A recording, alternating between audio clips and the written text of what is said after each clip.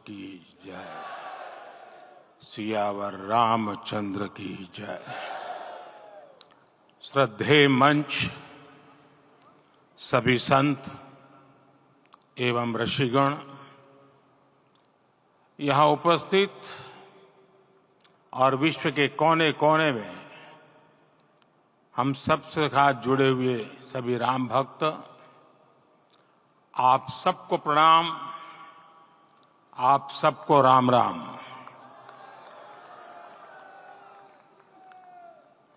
आज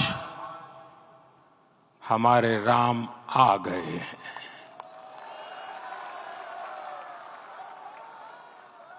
सदियों की प्रतीक्षा के बाद हमारे राम आ गए हैं। सदियों का अभूतपूर्व धैर्य, अनगिनत बलिदान, त्याग और तपस्या के बाद हमारे प्रभु राम आ गए हैं। इस शुभ घड़ी की आप सभी को, समस्त देशवासियों को बहुत बहुत बधाई।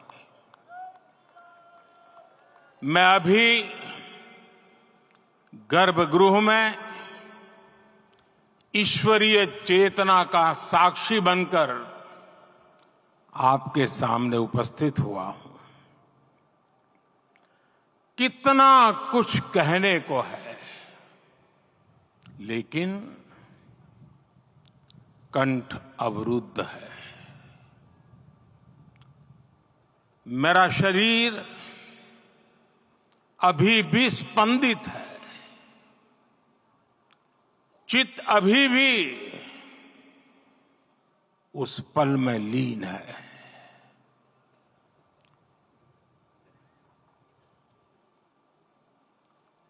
हमारे रामलला अब टेंट में नहीं रहेंगे।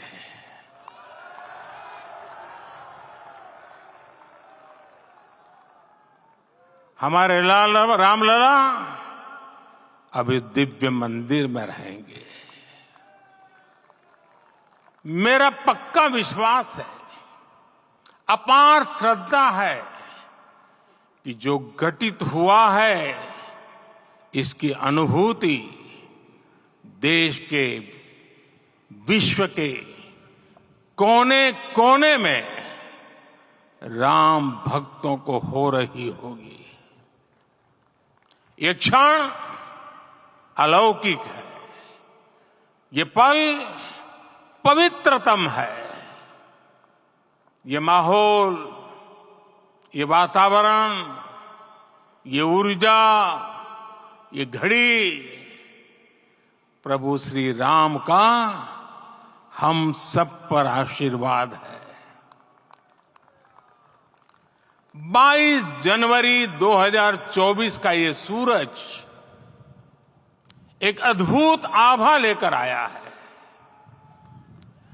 22 जनवरी 2024 ये कैलेंडर पर लिखी एक तारीख नहीं, ये एक नए काल चक्र का उद्गम है।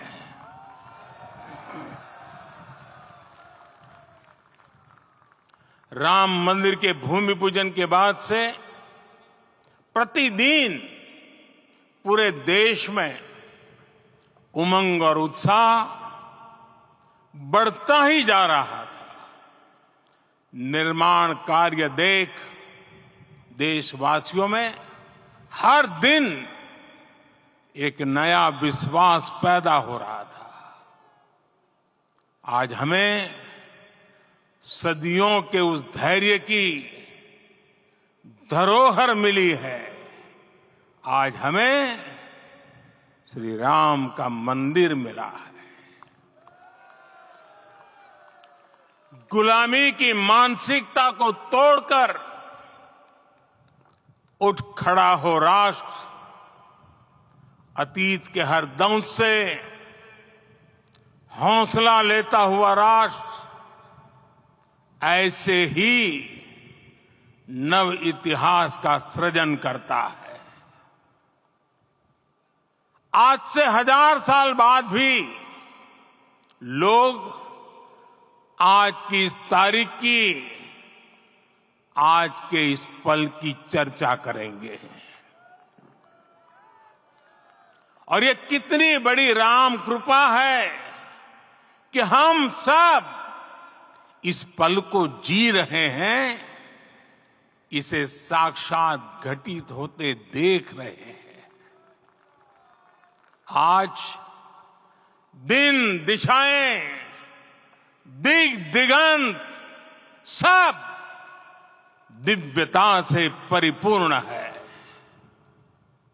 ये समय सामान्य समय नहीं है।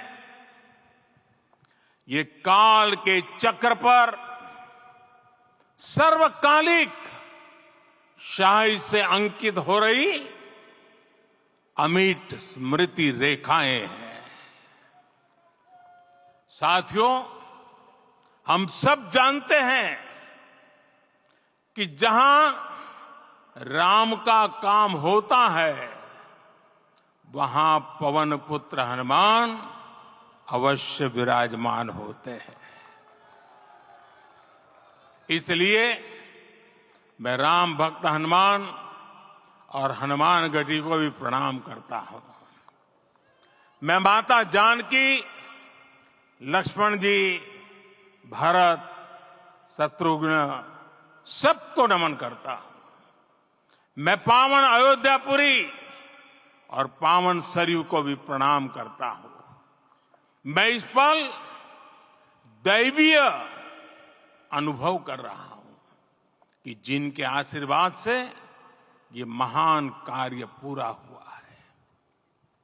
वे दिव्य आत्माएं, वे दैवीय विभूतियां भी इस समय हमारे आसपास उपस्थित है। मैं इनसे भी दिव्य चेतनाओं को भी कृतज्ञता पूर्वक नमन करता हूं। मैं आज प्रभु श्री राम से क्षमा याचना भी करता हूं। हमारे पुरुषार्थ, हमारे त्याग, तपस्या में कुछ तो कमी रह गई होगी कि हम इतनी सदियों तक ये कार्य कर नहीं पाए। आज वो कमी पूरी हुई है।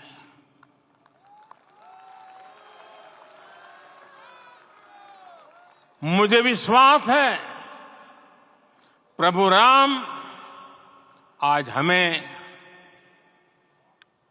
अवश्य क्षमा करेंगे। मेरे प्यारे देशवासियों, त्रेता में राम आगमन पर पूज्य संत तुलसीदास जी ने लिखा है, प्रभु बिलो की हर से पुरबासी, जनित वियोग विपत्ति सबनासी। अर्थात प्रभु का आगमन देकर ही सब अयोध्यावासी, समग्र देशवासी हर्ष से भर गए। लंबे वियोग से जो आपत्ति आई थी, उसका अंत हो गया। उस कालखंड में तो वो वियोग केवल 14 वर्षों का था। तब भी इतना असह्य था। इस युग में तो अयोध्या और देशवासियों ने सैकड़ों वर्षों का वियोग सहा है। हमारी कई कई पीढ़ियों ने वियोग सहा है। भारत के तो संविधान में उसकी पहली प्रति में भगवान राम विराजमान है। संविधान के अस्तित्व में आने के बाद भी दशकों तक प्रभु श्री राम के अस्तित्व को लेकर कानूनी लड़ाई चली। मैं आभार व्यक्त करूंगा भारत की न्यायपालिका का, जिसने न्याय की लाज रख ली।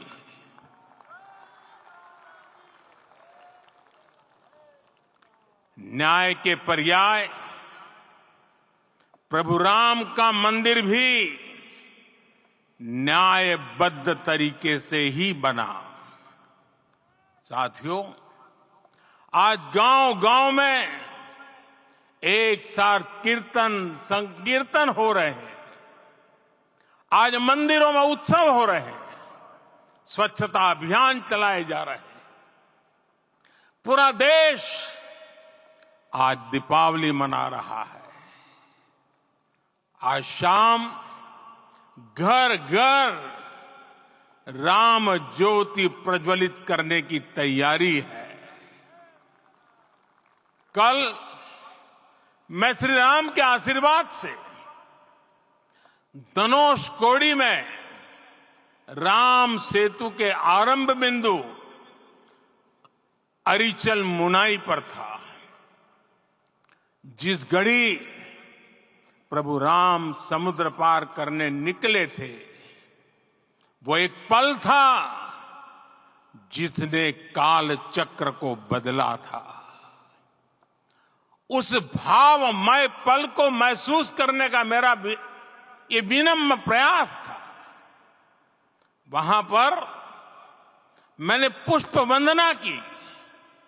वहां मेरे भीतर एक विश्वास जगा कि जैसे उस समय काल चक्र बदला था, उसी तरह अब काल चक्र फिर बदलेगा और शुभ दिशा में बढ़ेगा। अपने 11 दिन के व्रत अनुष्ठान के दौरान मैंने उन स्थानों का चरण स्पर्श करने का प्रयास किया जहां प्रभु राम के चरण पड़े थे। चाहे वो नासिक का पंचवटी धाम हो, केरला का पवित्र त्रिपायर मंदिर हो, आंध्र प्रदेश में लेपाक्षी हो, श्रीरंगम में रंगनाथ स्वामी मंदिर हो, रामेश्वरम में श्री रामनाथ स्वामी मंदिर हो, या फिर धनुषकोडी।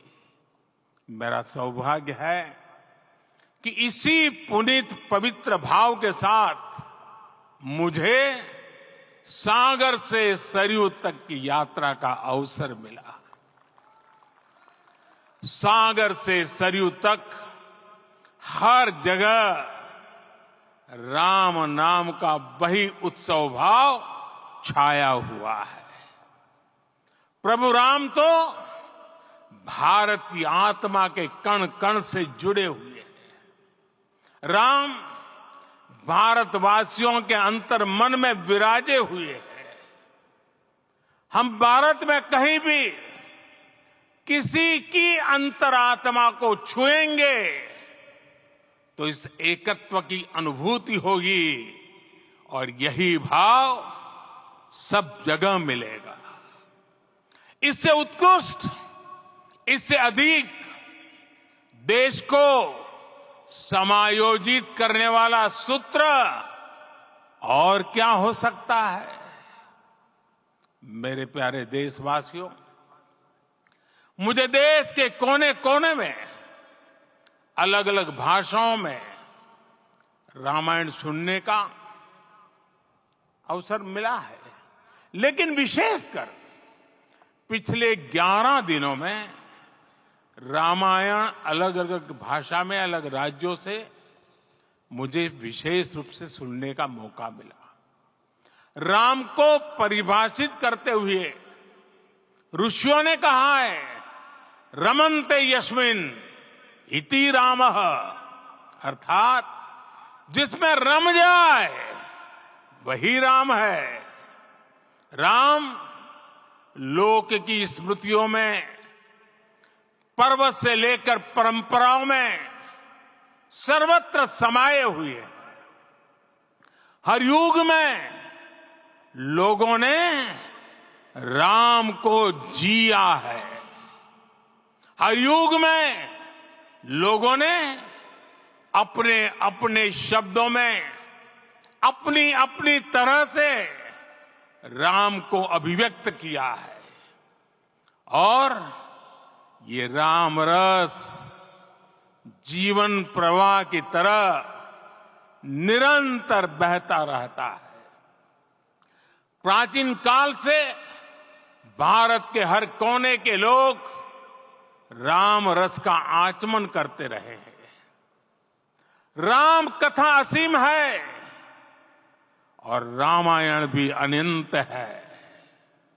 राम के आदर्श, राम के मूल्य, राम की शिक्षाएं सब जगह एक समान है। प्रिय देशवासियों, आज इस ऐतिहासिक समय में देश उन व्यक्तित्वों को भी याद कर रहा है जिनके कार्य और समर्पण की वजह से आज हम ये शुभ दिन देख रहे हैं। राम के इस काम में कितने ही लोगों ने त्याग और तपस्या की पराकाष्ठा करके दिखाई है।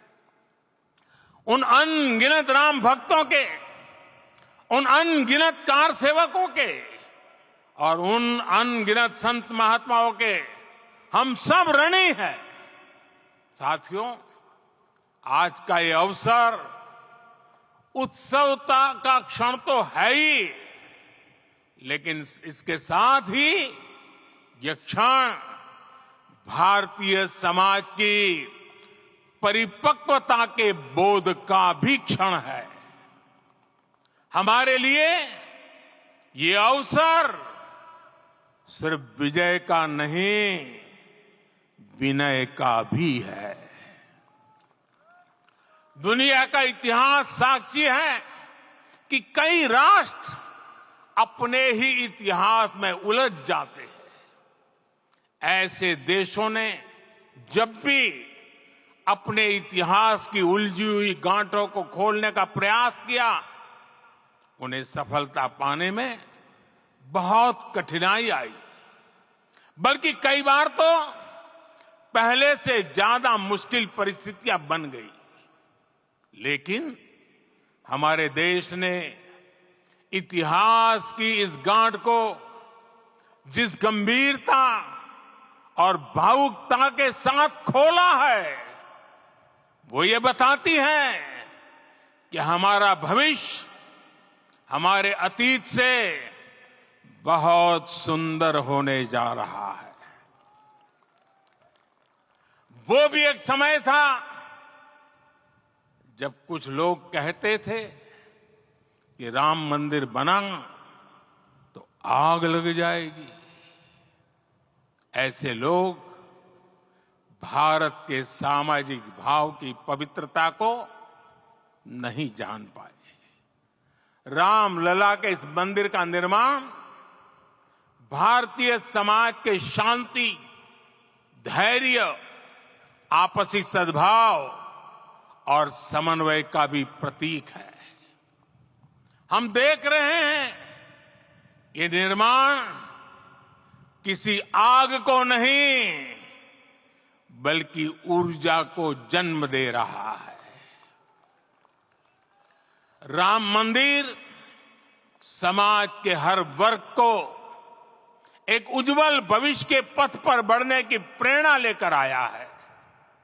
मैं आज उन लोगों से आह्वान करूंगा, आइए आप महसूस कीजिए, अपनी सोच पर पुनर्विचार कीजिए।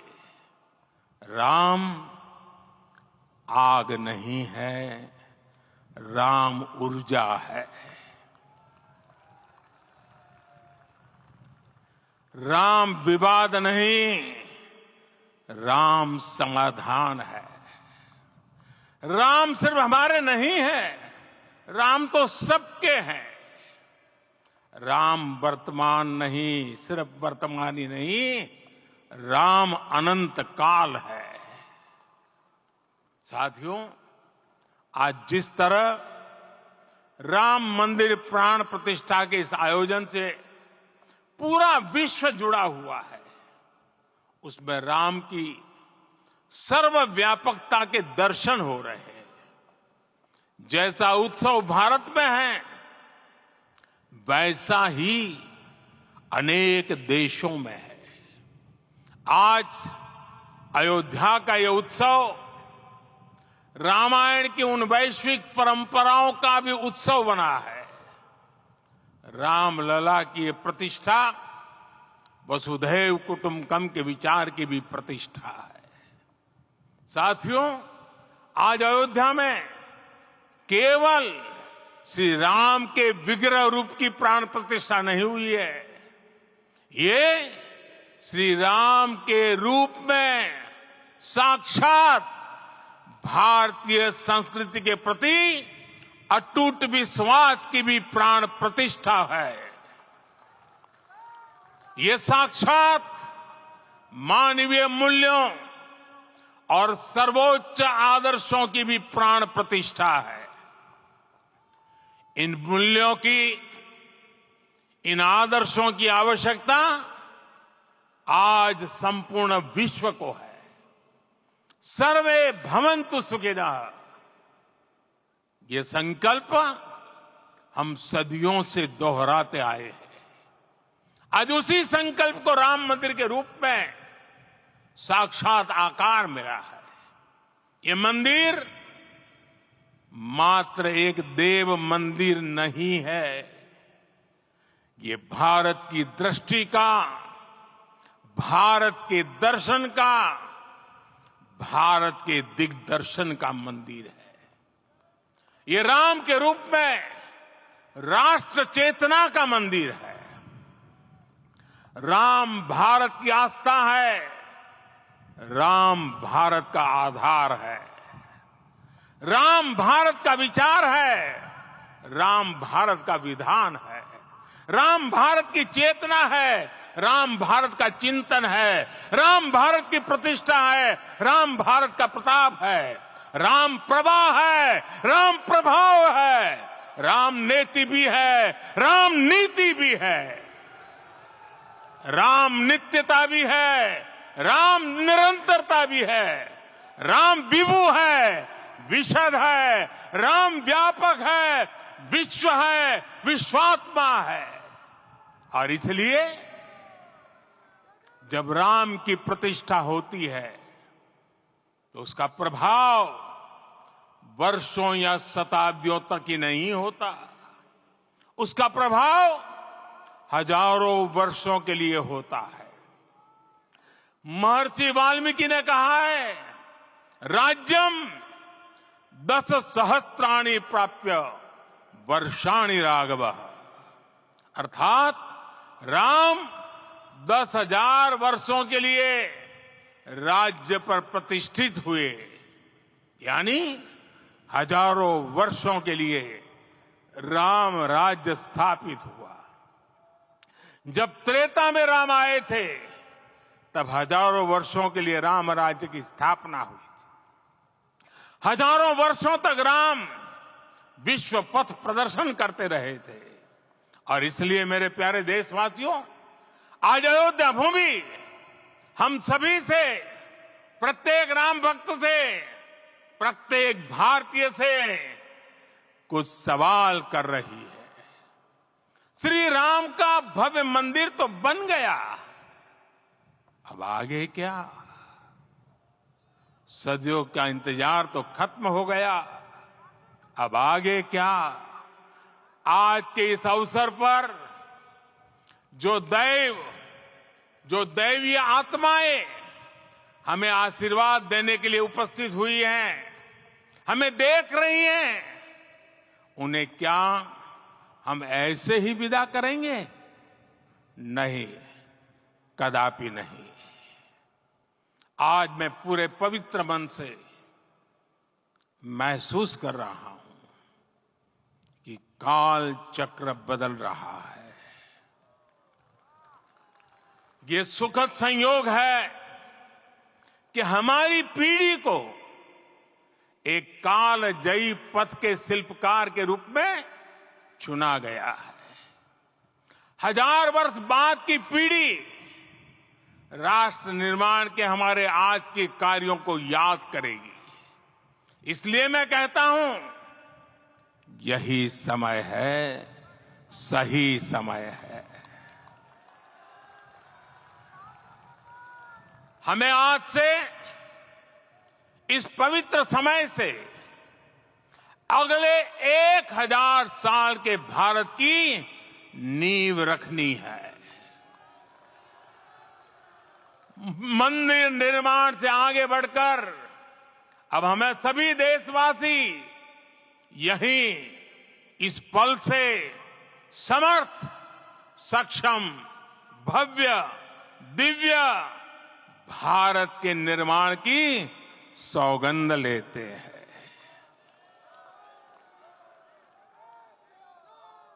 राम के विचार मानस के साथ ही जनमानस में भी हो, यही राष्ट्र निर्माण की सीढ़ी है।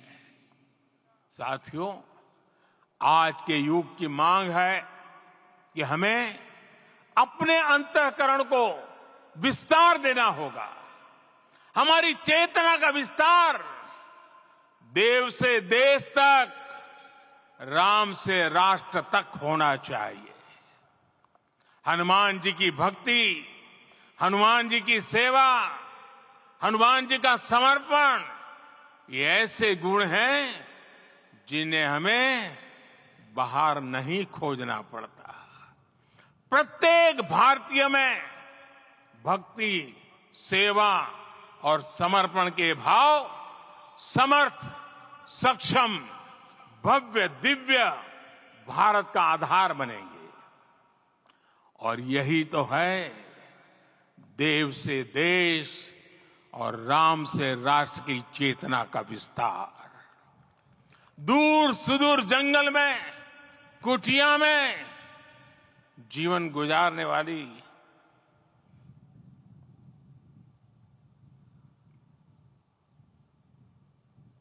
मेरी आदिवासी मां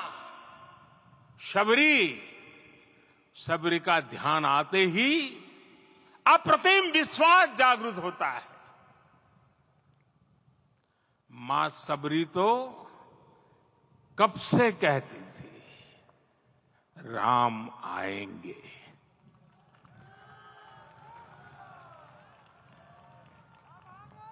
प्रत्येक भारतीय में जन्मा यही विश्वास समर्थ, सक्षम, भव्य भारत का आधार बनेगा। और यही तो है देव से देश और राम से राष्ट्र की चेतना का विस्तार। हम सब जानते हैं कि निषाद राज की मित्रता सभी बंधनों से परे है। निषाद राज का राम के प्रति सम्मोहन, प्रभु राम का निषाद राज के लिए अपनापन कितना मौलिक है। सब अपने हैं, सभी समान है। प्रत्येक भारतीय में अपनत्व की, बंधुत्व की ये भावना समर्थ, सक्षम, भव्य, दिव्य भारत का आधार बनेगी। और यही तो है देव से देश और राम से राष्ट्र की चेतना का विस्तार। साथियों, आज देश में निराशा के लिए रत्ती भर भी स्थान नहीं है। मैं तो बहुत सामान्य हूं, मैं तो बहुत छोटा हूं। अगर कोई ये सोचता है तो उसे गिलहरी के योगदान को याद करना चाहिए। गिलहरी का स्मरण ही हमें हमारी इस हिचक को दूर करेगा, हमें सिखाएगा कि छोटे बड़े हर प्रयास की अपनी ताकत होती है अपना योगदान होता है और सबके प्रयास की यही भावना समर्थ, सक्षम, भव्य, दिव्य भारत का आधार बनेगी। और यही तो देव से देश और राम से राष्ट्र की चेतना का विस्तार। साथियों, लंकापति रावण प्रकांड ज्ञानी थे, अपार शक्ति के धनी थे, लेकिन जटायु जी की मूल्य निष्ठा देखिए। वे महाबली रावण से भिड़ गए। उन्हें भी पता था कि वो रावण को परास्त नहीं कर पाएंगे, लेकिन फिर भी उन्होंने रावण को चुनौती दी। कर्तव्य की यही पराकाष्ठा समर्थ, सक्षम, भव्य, दिव्य भारत का आधार है। और यही तो है देव से देश और राम से राष्ट्र की चेतना का विस्तार। आइए हम संकल्प लें कि राष्ट्र निर्माण के लिए हम अपने जीवन का पल पल लगा देंगे। राम काज से राष्ट्र काज, समय का पल पल, शरीर का कण कण राम समर्पण को राष्ट्र समर्पण के ध्येय से जोड़ देंगे। मेरे देशवासियों, प्रभु श्री राम की हमारी पूजा विशेष होनी चाहिए। ये पूजा स्व से ऊपर उठ करके समष्टि के लिए होनी चाहिए। ये पूजा अहम से उठकर वयम के लिए होनी चाहिए। प्रभु को जो भोग चढ़ेगा वो विकसित भारत के लिए हमारे परिश्रम की पराकाष्ठा का प्रसाद भी होगा। हमें नित्य पराक्रम, पुरुषार्थ, समर्पण का प्रसाद प्रभु राम को चढ़ाना होगा। इनसे नित्य प्रभु राम की पूजा करनी होगी, तब हम भारत को वैभवशाली और विकसित बना पाएंगे। मेरे प्यारे देशवासियों, ये भारत के विकास का अमृत काल है। आज भारत युवा शक्ति की पूंजी से भरा हुआ है, ऊर्जा से भरा हुआ है। ऐसी सकारात्मक परिस्थितियां फिर न जाने कितने समय बाद बनेगी। हमें अब चूकना नहीं है, हमें अब बैठना नहीं है। मैं अपने देश के युवाओं से कहूंगा, आपके सामने हजारों वर्ष की परंपरा की प्रेरणा है। आप भारत की उस पीढ़ी का प्रतिनिधित्व करते हैं जो चांद पर तिरंगा लहरा रही है। वो 15 लाख किलोमीटर की यात्रा करके सूर्य के पास जाकर मिशन आदित्य को सफल बना रही है। जो आसमान में तेजस और सागर में विक्रांत का परचम लहरा रही है। अपनी विरासत पर गर्व करते हुए आपको भारत का नव प्रभात लिखना है। परंपरा की पवित्रता और आधुनिकता की अनंतता, दोनों ही पथ पर चलते हुए भारत समृद्धि के लक्ष्य तक पहुंचेगा। मेरे साथियों, आने वाला समय अब सफलता का है। आने वाला समय अब सिद्धि का है। ये भव्य राम मंदिर साक्षी बनेगा भारत के उत्कर्ष का, भारत के उदय का। ये भव्य राम मंदिर साक्षी बनेगा भव्य भारत के अभ्युदय का, विकसित भारत का। ये मंदिर सिखाता है कि अगर लक्ष्य सत्य प्रमाणित हो, अगर लक्ष्य सामूहिकता और संगठित शक्ति से जन्मा हो, तब उस लक्ष्य को प्राप्त करना असंभव नहीं है। ये भारत का समय है और भारत अब आगे बढ़ने वाला है। शताब्दियों की प्रतीक्षा के बाद हम यहां पहुंचे हैं। हम सब ने इस युग का, इस कालखंड का इंतजार किया है। अब हम रुकेंगे नहीं, हम विकास की ऊंचाई पर जाकर ही रहेंगे। इसी भाव के साथ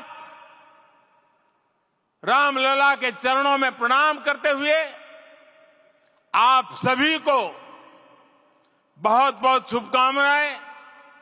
सभी संतों के चरणों में मेरे प्रणाम। सियावर रामचंद्र की, सियावर रामचंद्र की, सियावर रामचंद्र की।